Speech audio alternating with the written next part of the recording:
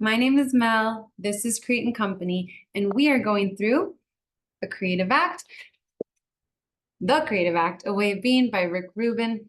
Today will be pages 177 through 200. Okay, how have you been liking it so far? We are exactly at the midpoint in this section, and we've already gotten through so many reworks of how to look at creativity and how to be creative and how to tap into the source of creativity and how to honor the different phases of the creative process. Today, he starts not with so much a phase, but with a perspective. This mini chapter is called Point of View.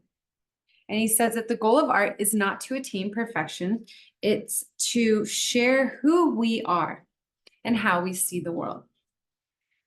One reason art resonates is because human beings are so similar. We're attracted to the shared experience held within the work, including the imperfection of it.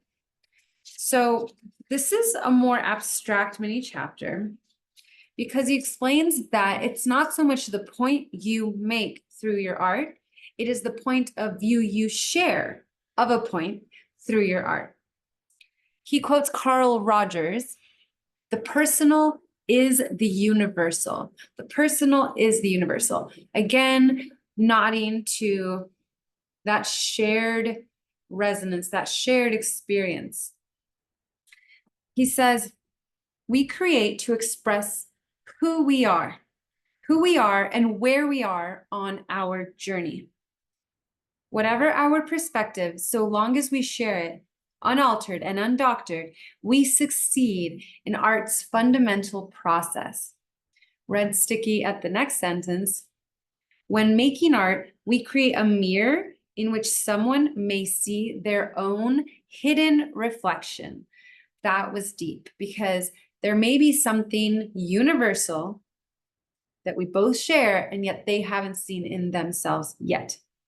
I'll give a quick example. There was a movie I watched recently from, I think, 20 years ago called Shallow Hal with Jack Black and Gwyneth Paltrow. Comment below if you've seen it. I thought I had seen it, but maybe I had only seen trailers because now that I rewatched it, I rented it online. I loved it and I did not remember the whole plot. It made me laugh, it made me cry, and it shook up this knowingness in me that our beauty comes from the inner beauty, which I believe is the message of that movie. And the point of view of that movie is whoever directed it, whoever acted it, whoever wrote it, they chose to make that point in a very specific way.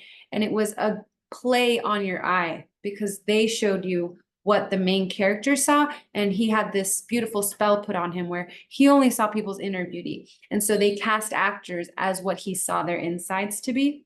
It was interesting. I like that movie in case you haven't seen it.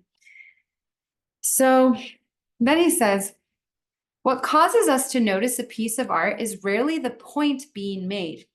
We are drawn to the way an artist's filter refracts ideas, not to the ideas themselves.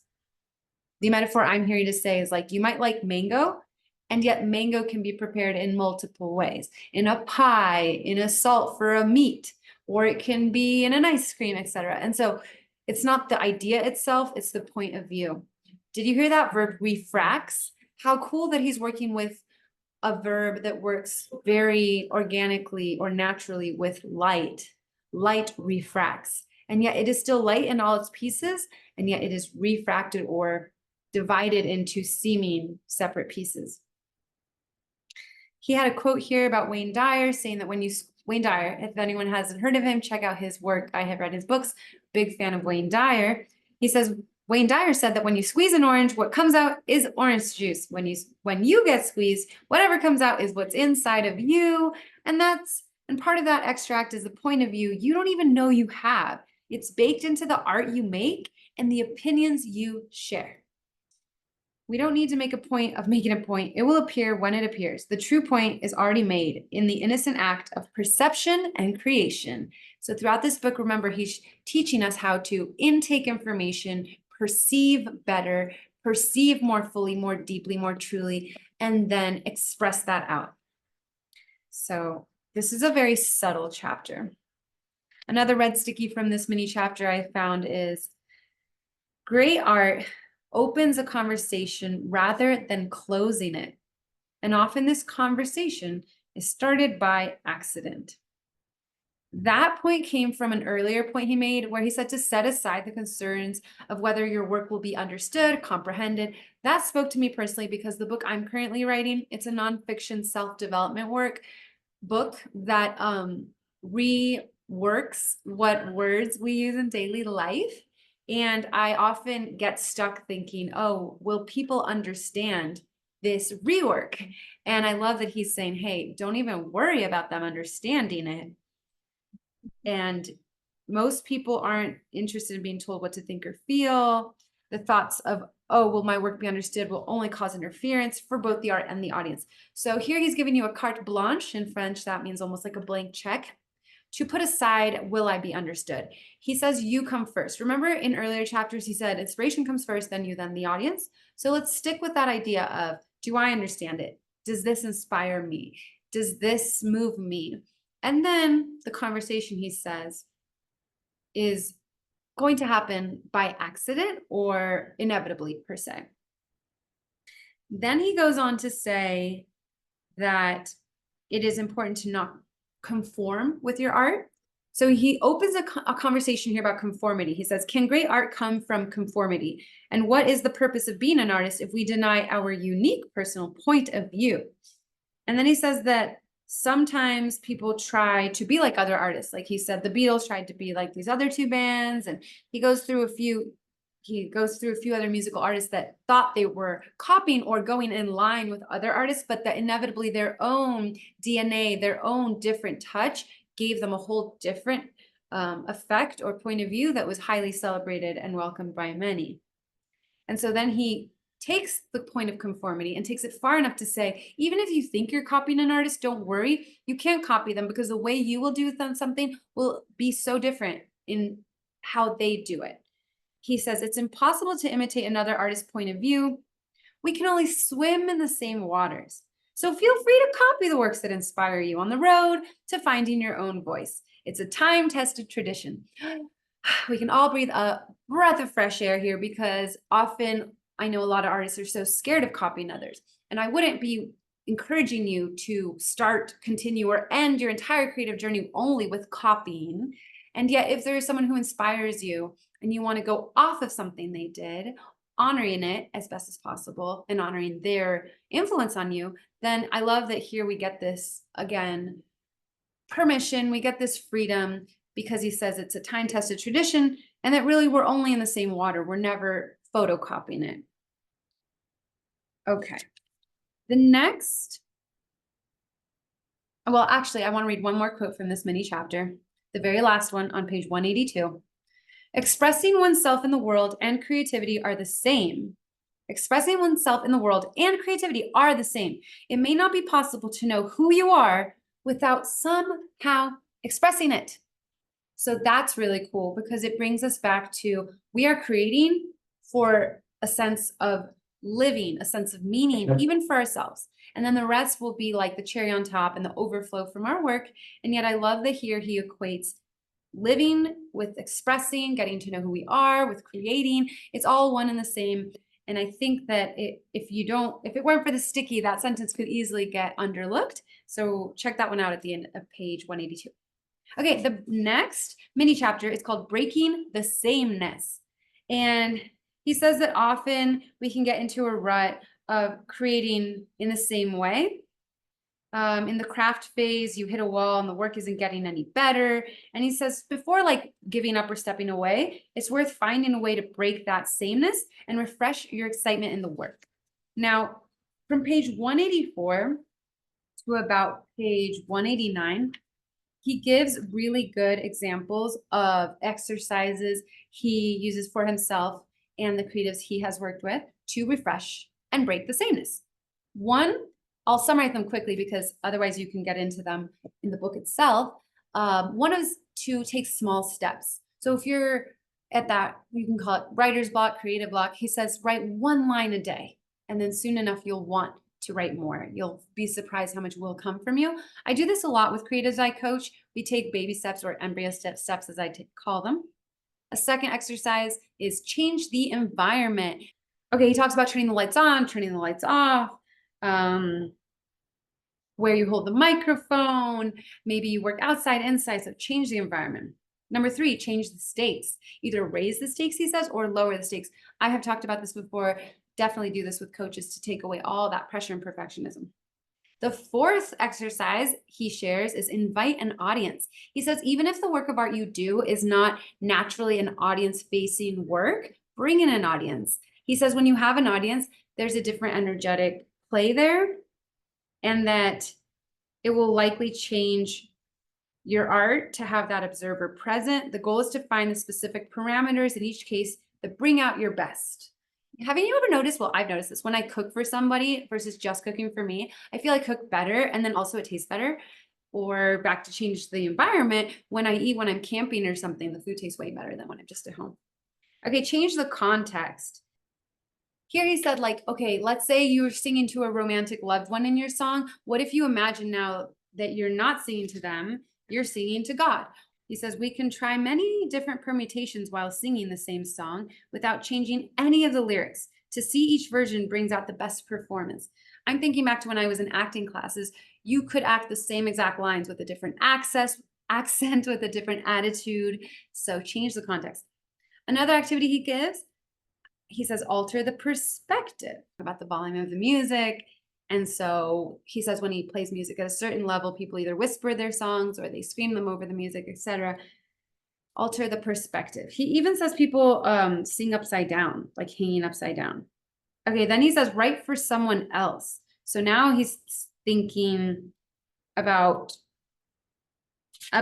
writing something for someone else. If you're a painter, creating an original new work by your favorite artist can open a channel and lead to interesting results.